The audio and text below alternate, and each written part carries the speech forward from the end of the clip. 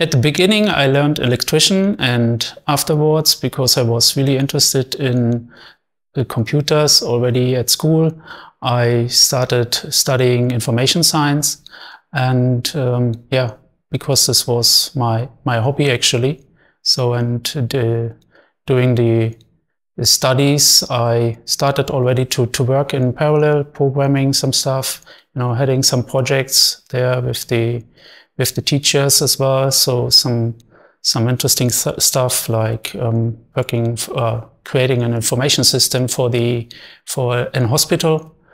And then when I started working, I started as a programmer and a tester for another information system where we managed SIM cards actually the whole time. So yeah, this was my beginning. And with this, I transferred to a new profession, which was then requirements manager. As a requirements manager, you have to manage all the requirements which are coming from different projects. You have to collect them. You have to arrange them to make them clearly specified, and then put them in a document, and this document you can then send to other vendors which may provide you with hardware you need for a certain project or for certain projects actually. And after that, I started as a product manager. So my first product I was managing was software tools for the PC.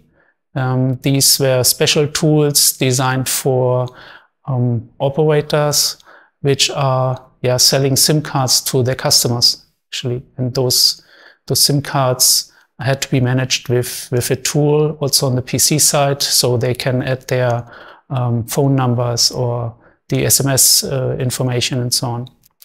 And then the next step for me was to manage hardware products, SIM cards. So the real SIM cards I did for quite some time. And now with my current occupation, my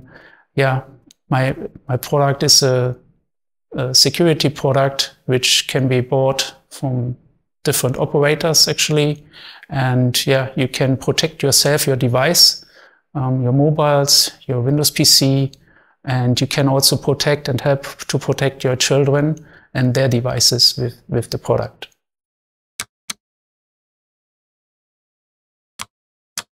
So in my job, the responsibility is to define products, having a vision actually. So you need to think about what could be the product in 1, 2, 3 years time. How could it be improved? What is the market looking for? What are customers asking for? And I think one special thing here is as well to think about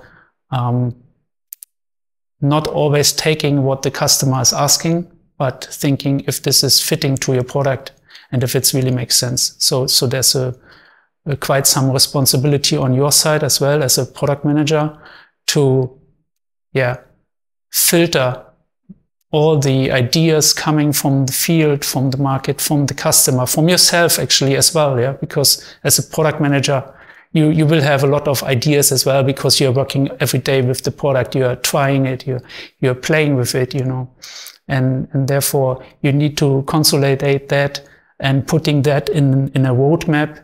You give them to the development teams, and they will then decide or will then prioritize which features will come first. And as soon as they do that, your responsibility again is to check that if this is really in line with your expectation, because you know best what the customer is asking for. There are some customers where you cannot just ignore the requests. So some you can discuss with them, but some are demanded, and you have to arrange then the priority on that one. So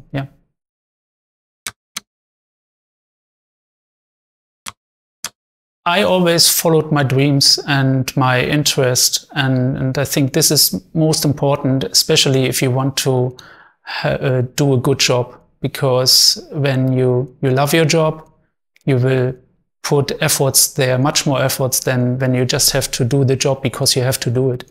And therefore I always decided my career based on what I'm really interested in. And this started already with the school, actually. Yeah? So as I said before, so I started with information science because I was interested in. But funny fact is, here at the beginning, I really hated computer. I really hated programming because I didn't know why to do that. And the teacher was no help at all, because he did just asking us to learn commands for basic interpreters. And this was, I didn't understand why to do this. And a friend of mine, he got a computer, and when we started playing with him, this was much fun. You know, you start having fun actually with the machine. But sooner or later you will realize that it's getting boring. You want to do your own stuff with the machine, actually. And when this starts in, and this was happening to me, I asked my friend, hey, come on, what can we do else with this machine? And he said, yeah, we can program something. And I said, how to do this? And he gave me just a book and said, here, just say what you want to do, and we will find out.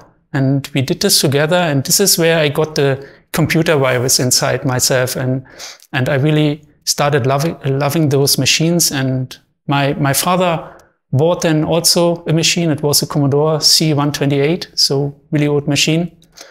But at this time it was state of the art, and I really started then to program on this machine myself. So I learned it myself. So I started with BASIC, as everybody's doing that most of the time when you have this, at least in the age I was programming. Today you would use other languages for sure.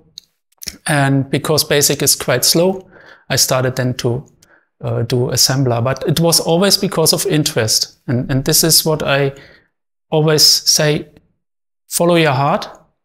But sometimes it's getting hard, and you have to go through that period, and maybe you find your love for your life, for a certain technology or something which is really interesting for you. And then, you will be really happy the rest of your life.